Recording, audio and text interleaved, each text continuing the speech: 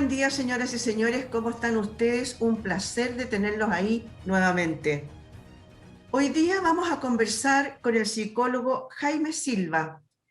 Con él vamos a conversar sobre un nuevo término que está apareciendo avalado por la Organización Mundial de la Salud. Se ha sentido un poco más cansado, fatigado, no quiere levantarse, a pesar de que igual lo logra, pero anda como de mala gana, como, no sé, como con ganas de en realidad de solo hacerse un ovillito y meterse a la cama otra vez. Bueno, sobre eso vamos a conversar con el psicólogo Jaime Silva. Él es académico, investigador de la Facultad de Psicología de la Universidad del Desarrollo y además dirige el doctorado en Ciencias del Desarrollo y Psicopatología de la misma universidad. ¿Cómo está usted, don Jaime? Buen día, muchas gracias por recibirnos. Hola, buenos días, Miriam. Muchas gracias a ti también por la invitación. Feliz de conversar de este tema que, bueno, está muy presente, sobre todo en nuestro país, ¿no es cierto? Que ya ciertamente estamos dentro de la segunda ola de esta pandemia. Y claramente estos temas de salud mental que nos reúnen hoy día están siendo parte importante de la problemática social. Sí, pues ya hace unos meses la Organización Mundial de la Salud dijo que todo esto, estos síntomas que yo decía recién, podrían deberse a una cosa que se llama ahora fatiga pandémica. Cuéntenos un poco de qué se trata. ¿Existe desde ahora? ¿Existe desde siempre? ¿Se está visibilizando ahora y resulta que a lo mejor viene desde siempre? Muy buena pregunta. La verdad es que efectivamente el concepto es nuevo, ¿no es cierto? La OMS lo instala para describir y visibilizar, pienso yo, ¿no es cierto? Todas estas reacciones psicológicas, pero también reacciones que incluyen la respuesta corporal, ¿no es cierto? Frente a las medidas que ya han sido muy largas, muy prolongadas, y todas estas restricciones que estamos viviendo de manera, ¿no es cierto?, eh, esporádica, a veces de una forma, a veces de otra. Eh, si bien ha habido muchos cambios en ese tipo de medidas, la verdad es que en el global, ¿no es cierto?, ha habido mucha restricción y limitación de muchas de nuestras hábitos anteriores de nuestra vida diaria. Eh, y esa descripción que hace la OMS, como decía anteriormente, yo pienso que está hecha con un objetivo muy importante, que es visibilizar este problema. Pero claramente esto es parte de una respuesta humana, ¿ya?, que se da en distintos contextos, en distintas etapas, ¿no es cierto?, del desarrollo de una persona, en distintas etapas de la historia de la humanidad. Es decir, esto es algo que responde a un principio más amplio, que es la respuesta del estrés, ¿ya?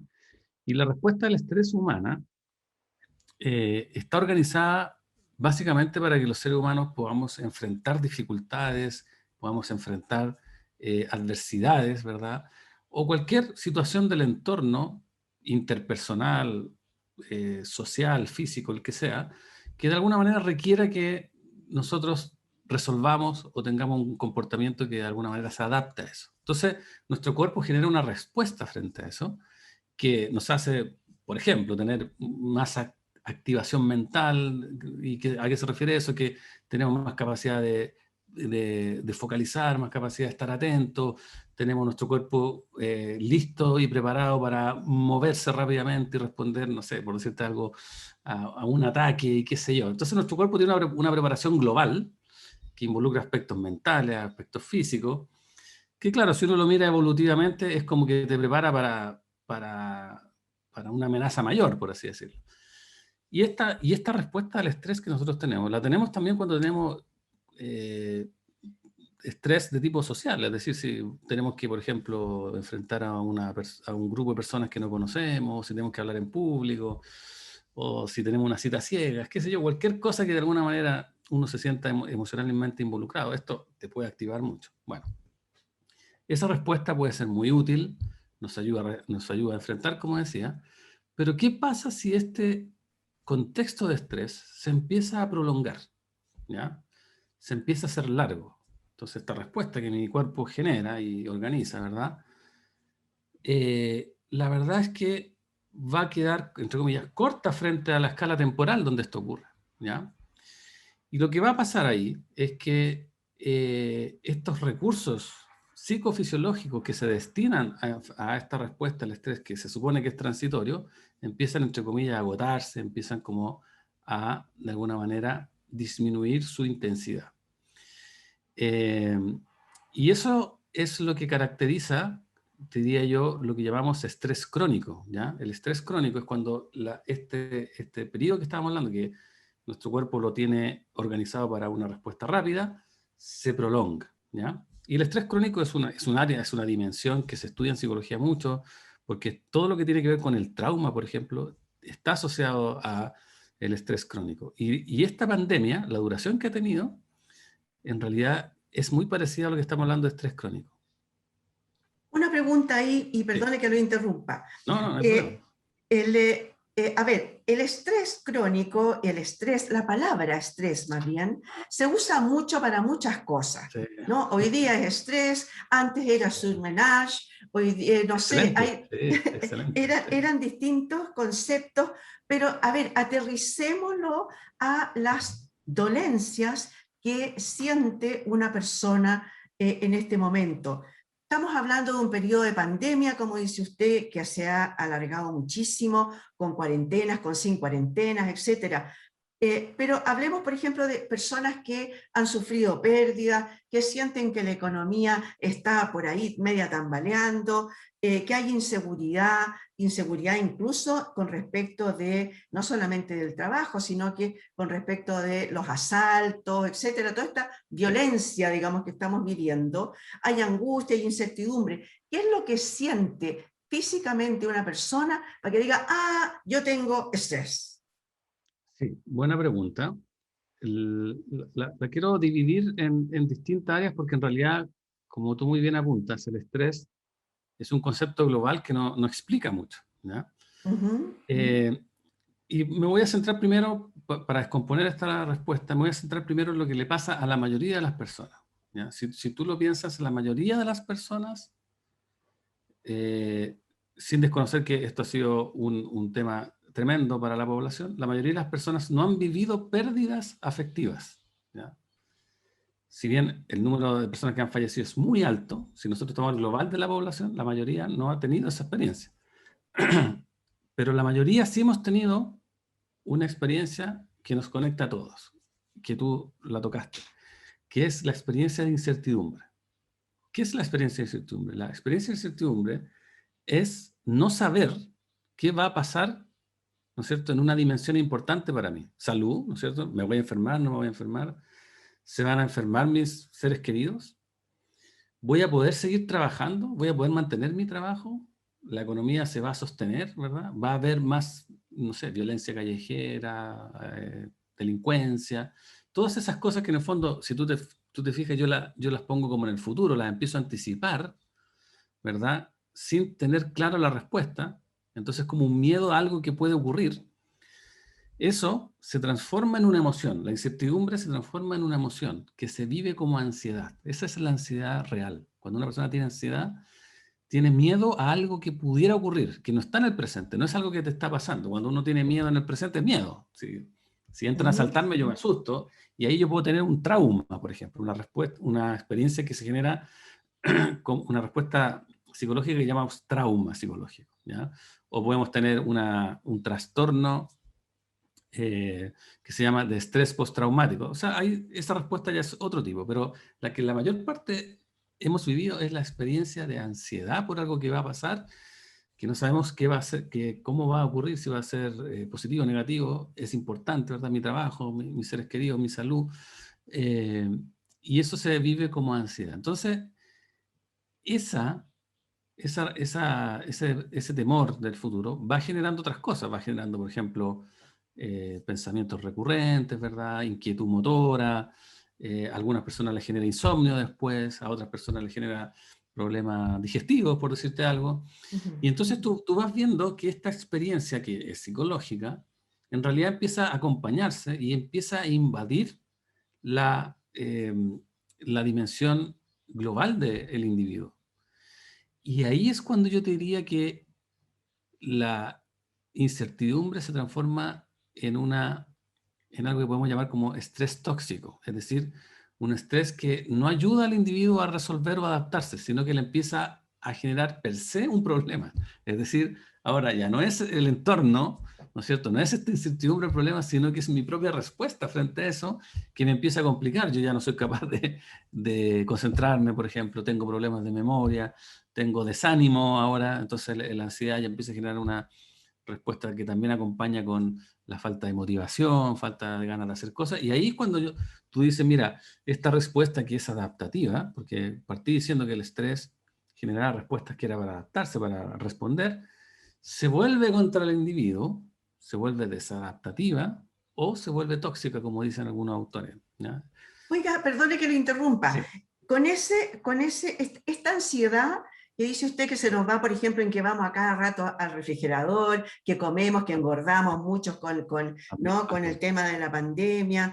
Pero usted me dice que ya cuando pasa al nivel en que tú no lo puedes ya soportar, llamémosle, ¿significa entonces que las personas tienen distinto grado de aceptación y de refuerzo a eso? Porque no todos caemos en lo mismo, ¿no? ¿Hay Sí, personas más susceptibles, me refiero? exacto, sí. En psicología le llamamos a esa área, le llamamos el área de las diferencias individuales, es decir, cómo las personas responden de manera distinta a un contexto común, ¿ya? Ujú. Efectivamente, como tú muy bien apuntas, hay personas que son más susceptibles y más sensibles a esta experiencia, por ejemplo, general de incertidumbre y ansiedad, ¿ya?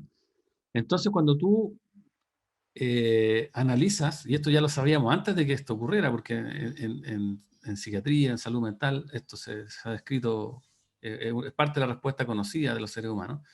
Nosotros sabíamos que hay un grupo y una población susceptible a este problema que en un contexto, ¿no es cierto?, amplio de alta incertidumbre, sin lugar a dudas, iban a o presentar por primera vez síntomas, o lo más común, que personas que ya tenían esta historia previa con síntomas anteriores iban a haber empeorado esa sintomatología. Y eso es lo que ha ocurrido cuando tú analizas las consultas, ¿no es cierto? Yo también veo pacientes en la clínica alemana, por ejemplo, y pacientes que tú has tenido por mucho tiempo y que ya estaban estabilizados durante esta pandemia han recaído en sus síntomas, por ejemplo. Entonces, efectivamente, hay personas que podemos describir como más sensibles al estrés, eso es verdad. Y estas personas, más rápidamente que la población general, desarrollan síntomas frente a este problema. Entonces, como tú muy bien dices, aparecen los problemas de la conducta alimentaria, aparecen los problemas de la afectividad, aparecen los problemas cognitivos, ¿verdad? Etcétera. Sería entonces por eso, a lo mejor estoy inventando y aventurándome en realidad, esta cantidad de agresividad, esta cantidad de violencia intrafamiliar que ha aparecido, esta fatiga pandémica que también está con el 62% de las personas, dicen, más cansadas a esta altura del año que todo el año pasado. Tengo amigos psicólogos que tienen su consulta llena, porque ya no aguantan, están dando como para 2 meses más o menos, un cupo, y eso que muchos de ellos están trabajando, obviamente, por teletrabajo, por teleconferencias, ¿no? Esta cantidad de agresividad que se nos va juntando, de esta angustia, esta incertidumbre, eh, pega más en la gente joven. ¿Por qué estamos viendo, por ejemplo, que la gente joven hoy día no es capaz de no hacer fiestas? Ujú. Puede ser o no. Sí, hay harto elemento en tu pregunta. Me parece que es un tema ultra relevante el que tú pones. Y también lo descompondría yo en distintos niveles. Por ejemplo, sabemos que las personas, todos los seres humanos, cuando tenemos niveles altos de fatiga, ¿ya? Independiente del origen, cuando la Uh -huh. persona está fatigada, lo voy a decir de esta manera. La fatiga es la madre de la irritabilidad. ¿Qué te quiero decir con esto? Que en el fondo, cuando una persona está física o cognitivamente, ¿no es cierto?, agotada y agobiada, Uh -huh. es mucho más fácil que frente a cualquier demanda mínima tenga una respuesta de irritabilidad que se transforma en rabia o agresividad, ¿ya? Entonces, si yo lo veo con ese puro ¿no es cierto?, análisis que te estoy diciendo, no es extraño que los niveles de violencia, por ejemplo, intrafamiliar, nosotros, por ejemplo, hemos hecho estudios de esto, que justamente muestran lo que tú dices, que aparezcan como algo importante, lo que se llama, por ejemplo, el estrés parental, ¿verdad? No es lo mismo estar en casa con los hijos y con el trabajo entre medio y con todo dando vuelta ahí, qué sé yo, con hijos, ¿no es cierto?, de 2 años que con hijos de 18. El estrés parental que tú tienes con un hijo de 2 años es muy alto, ¿ya? Entonces eso va generando desgaste, cansancio, qué sé yo. Y claro, si lo ponemos en el global, esto va a generar probablemente en un periodo un problema de convivencia que se puede transformar incluso en violencia intrafamiliar. Y los datos así lo dicen. Si tú, no sé si te has enterado, pero ha habido una cantidad mucho mayor de denuncias, al menos en un periodo, ¿ya?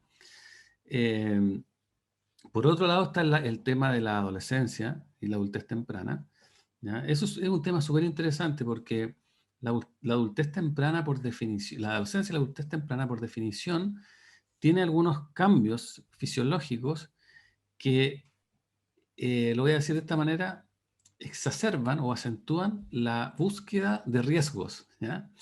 De hecho, cuando tú, por ejemplo, cuando tú haces un análisis de mortalidad de las personas, la mortalidad por accidentes siempre, en todos los países, es más alta en la adolescencia, ¿ya?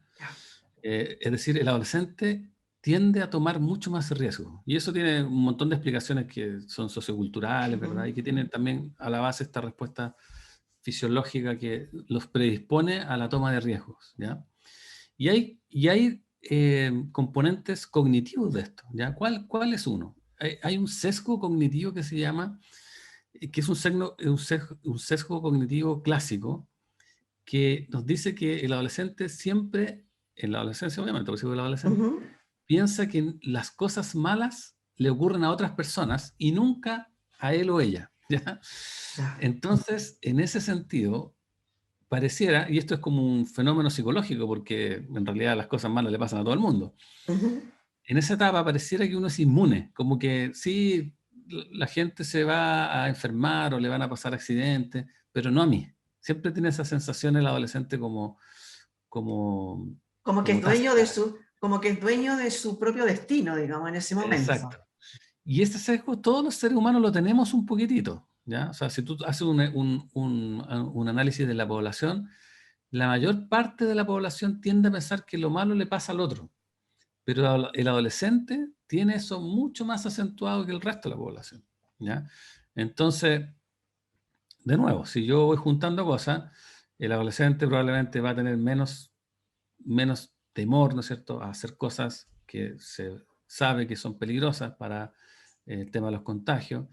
Por otro lado, el adolescente pasa por este periodo también donde hay un nivel de impulsividad mayor y por tanto la inhibición que requiere seguir reglas, ¿verdad? Porque la inhibición implica que tú, de alguna forma, no sé, quieres acelerar, quiero salir, pero sé que no debo y no lo hago. Pero en esa etapa, esa inhibición está afectada por estos factores fisiológicos que te digo. Entonces al adolescente le cuesta más inhibirse y de ahí entonces que existe esta idea de que es una etapa con mayor nivel de impulsividad, ¿ya? Es una etapa interesante porque hay más impulsividad, pero también hay un desarrollo cognitivo mayor. Entonces, es una mezcla que, bueno, sabemos que la adolescencia es una etapa efervescente de la vida por algo, también por esto, ¿verdad? ¿Te fijas? Sí. Oye, tú dijiste hace poquito rato, comentabas, por ejemplo, que el nivel de estrés de una persona que está trabajando con los niños además en la casa, está en teletrabajo, están en la casa, a lo mejor no tienen el espacio suficiente como para poder aislarse, etc. A ver, partimos nosotros nuestra pandemia el año pasado y partimos nuestras cuarentenas cuando era casi, incluso casi simpático, porque nos juntamos todos en la casa de nuevo, ¿no? Los niños estaban en la casa, el marido también, entonces todos participábamos, incluso yo me acuerdo que al comienzo la gente decía, uy, aprendí a hacer pan amasado, y casi todos estaban metidos en esto y Un de boom la... de la cocina. Sí, Sí, es verdad. pues, un boom de la cocina en ese momento y todos cocinábamos entre todos y era como entretenido esta especie de vacaciones, más o menos, estando en la casa. Pero Sí. resulta que después ya, esto ya dejó de ser simpático, ¿no? Pasó un año, con segundas, terceras, cuartas, yo ya no sé en qué tipo de ola vamos, ¿no? Pero Claro. en algún momento, cuando apareció la vacuna, y ya hay un porcentaje alto de la población vacunado, apareció como la luz al final del túnel, se dijo, ¿no? Y apareció esta cosa como esperanzadora. Pero resulta que entre medio volvimos al trabajo, no necesariamente en teletrabajo, sino que trabajo presencial. Y de nuevo se desató el caos. Ya nos acostumbramos a estar en teletrabajo y en cuarentena. ¿Y qué va a pasar cuando volvamos a la normalidad? Sí, efectivamente, y yo creo que eso es parte de lo que causa la fatiga pandémica, es decir, como que no se termina de resolver la situación y sigue la incertidumbre, como que lo que decías tú, parece que viene la luz al final del túnel y después viene otro túnel. Entonces, Claro, o se nos como alargó que el túnel. nos alargó sorprendentemente, ¿verdad? Entonces, Sí, efectivamente eso va cansando a la gente, le va quitando como, también piensa tú que cuando uno realiza un comportamiento cualquiera que tú realices para resolver algo, para solucionar algo, si eso es efectivo, uno empieza a tener una sensación de control de la realidad, control del mundo y más autoconfianza. Pero si todo lo que nosotros hacemos, ¿verdad? Luego desencadena que su resultado es malo o no es el que esperábamos, ¿verdad? Piensa, por ejemplo, en el caso argentino, donde, no sé, la población se encerró por meses, ¿te fijas? Imagínate la experiencia de ellos teniendo esa como respuesta nacional amplia, rotunda, y luego se encuentran con más casos que los otros países, con más incidencia. Yo creo que genera una, si lo vemos a nivel colectivo, debe generar una sensación muy, muy, muy intensa de falta de control al final. Y eso va mermando el aplomo con el cual nosotros vamos enfrentando el futuro y lo que viene. Entonces, por eso yo también entiendo a la población. De hecho, en otros países ya la gente está saliendo, está como rebelándose a esto. En Inglaterra vio, por ejemplo, protestas sí, por sí. las restricciones, porque la gente siente que no tienen efecto al final. Y eso, ¿no es cierto?, dado las consecuencias negativas que todos percibimos que estar encerrados tiene, claro, se empieza a transformar en una ecuación que no se ve la utilidad, no se ve la finalidad. Sí, y Entonces, ciertamente esta incertidumbre que no termina de estar ahí, con el tiempo nos ha ido afectando de distintas maneras y yo creo que la manera actual es justamente una tendencia a creer menos en las medidas y a quizás respetarlas menos también. sí, esta desmotivación, este cansancio emocional, este constante estado de alerta, también contribuirá a lo mejor este bombardeo de información que tenemos y machacante incluso, en el que se va repitiendo una y otra vez las opiniones de expertos y no expertos y de elucubraciones, porque en realidad no sabemos lo que va a pasar más adelante, porque además está apareciendo la variante X, Z, Y, de todo, ¿no? Entonces nos están diciendo que, ojo, a lo mejor esta cuestión va para largo. Sí, yo creo que ahí tú muy bien apuntas otro nivel de complejidad y de incertidumbre probablemente, que es el nivel de la información y las comunicaciones, ¿ya? Hoy más que en cualquier otro periodo de la historia de la humanidad, tenemos la posibilidad de tener múltiples informantes que van desde, no sé, los canales oficiales de un gobierno, por decirte algo, hasta la opinología, ¿no es cierto?, extendida que existe en las redes sociales, cualquiera, ¿verdad? Ujú. Sí, Y eso ha generado una relativización de todo, desde la relativización de los gobiernos hasta hoy día, por ejemplo, que es lo atingente, se ha relativizado incluso la ciencia. Hay gente que se desmarca de la perspectiva científica y crea sus propias opiniones y sobre esas opiniones se crean grupos, ¿verdad? Que si tú lo piensas de alguna manera, o del punto de vista donde yo me sitúo, que es de la ciencia, son desinformativas, ¿ya? Por ejemplo, ujú. te puedo poner un ejemplo incluso que no tiene nada que ver con la pandemia. Hace algunos años, ¿no es cierto?, surgió este grupo que se llama terraplanista, que dice que, Sí, que el mundo sea, que el mundo es plano en el fondo, Claro. y que la otra visión de un mundo, que la esfera, ¿no es cierto?, es un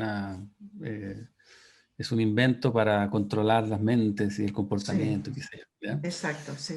Y uno diría, bueno, esa es una idea absurda y nos podría dar risa, pero si tú ves esa idea tiene seguidores, tiene páginas web, Sí, tiene sí. personas fans, tiene gente que lo demuestra a través de videos, que hace su propio experimento. Entonces, si lo llevamos ahora al tema de la pandemia, había un cuestionamiento de las vacunas, que desde que viene un chip dentro, que nos quieren controlar y qué sé yo. Ujú, Entonces, todo eso, ya el hecho de tener tantas visiones de la realidad para las personas de hoy es muy complejo. Antes la realidad básicamente era una sola, ¿me entiendes? ujú, Era la realidad que los medios de comunicación, que eran poquitos, ¿verdad?, tendían como a promover, o la realidad que, ¿no es cierto?, los estados o las religiones imponían y de alguna forma se generaba un punto de vista donde todos pensaban lo mismo. Hoy día, en realidad, eso se ha perdido y uno podría decir, bueno, eso es bueno. Sí, puede ser bueno, pero también lo que tenemos hoy día, en realidad, es que todo se pone en una tela de juicio, todo se puede poner en una tela de juicio porque en realidad pareciera que cada persona pudiera opinar lo que quiere opinar en el momento que quiere opinar. Y ahí se genera, yo creo, la desinformación, se genera... Y por eso entonces las personas tienen que ser muy cuidadosas también a la hora de informarse, a la hora de y saber seleccionar saber lo que le seleccionar. sirve y lo que no, ¿no? Oye, Exacto. una cosita pequeña. Sí. Escuché por ahí un concepto que me gustó muchísimo y es el hecho de que en los colegios debieran enseñarnos a saber reaccionar y a saber cómo distinguir cuando nos están causando daño algunas cosas y cuando no. Me refiero a la parte psicológica. ¿Tú estás de acuerdo con eso? Sí, mira, eso es un tema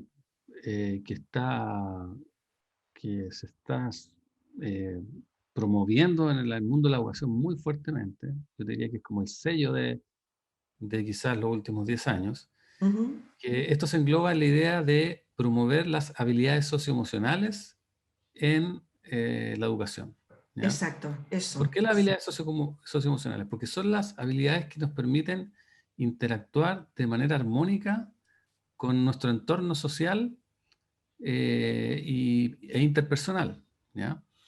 Entonces, ahí justamente se pone en juego nuestra manera de, ¿verdad?, validar el conocimiento, nuestra manera de entender y empatizar con otros, la manera eh, por ejemplo, llegar a acuerdos con personas. ¿Cómo tú, por ejemplo, pones de acuerdo a un curso de 30 personas? Ujú.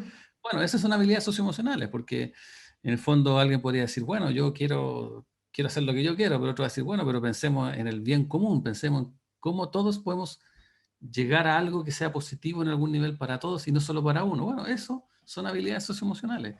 Y eso está muy fuertemente permeando hoy en día los currículum que habían por muchos años sido muy centrados en el desarrollo cognitivo, ¿no es cierto? Como Ujú. que por supuesto es bueno, pero que adolece de dejar de lado estas otras habilidades que son muy complementarias a las otras. Exacto, ¿Me fijas? Ahora, exacto. sí, bueno, eso Sí, es un poco, sí, sí. sí, no, es que mira, se nos acaba el tiempo y yo me Ajá, acordé recién de mira, ayer conversando con un amigo, me dijo, fíjate que me pasó lo siguiente. X persona me llamó por teléfono y me hablaba y me contaba de él, me preguntó de mí, de mi familia, etcétera, etcétera. Y la conversación se alargaba y se alargaba y no llegaba nunca al punto que me debería estar planteando. Tanto ¿y es para qué me así que llamó? Claro. claro, tanto al final que ya cuando se despedía le dijo, oiga, pero si usted me llamó para algo, ¿para qué me llamó? No, le dijo, yo lo llamé solamente para saludarlo y saber de usted. No lo llamé Mira, para contarle nada especial. Entonces me acordé de una frase que dice que hay que tener aislamiento físico, pero no social. sí, sí, Entonces, a lo absolutamente. mejor vamos a tener que volver un poco a ese comportamiento que teníamos antes, ¿no? De llamarnos por Sí, teléfono para saber cómo está, incluso ya no sé, ni siquiera mandarnos mail.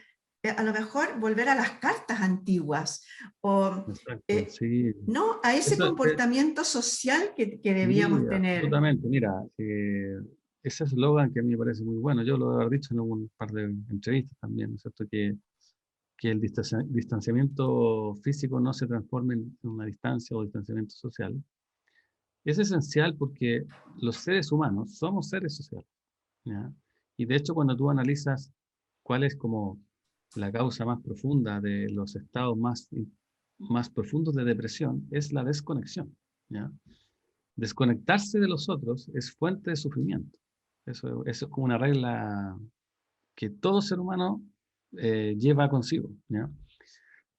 Entonces, efectivamente, yo creo que en ese punto sí hemos tenido más suerte que lo que tuvieron nuestros antepasados cuando hubo otras pandemias que implicaron distanciamiento social, porque para ellos significaba más aislamiento, perdón, distanciamiento físico, para ellos significó más distanciamiento social, porque no tenían cómo comunicarse, no habían esta posibilidad que tenemos hoy en día de estar, ya el hecho de estar informados constantemente es una fuente de conexión humana, ¿te fijas? Si tú Por estás supuesto, encerrado y no, por y no llega supuesto, ninguna información, no sabes lo que te está pasando, la incertidumbre es mucho mayor.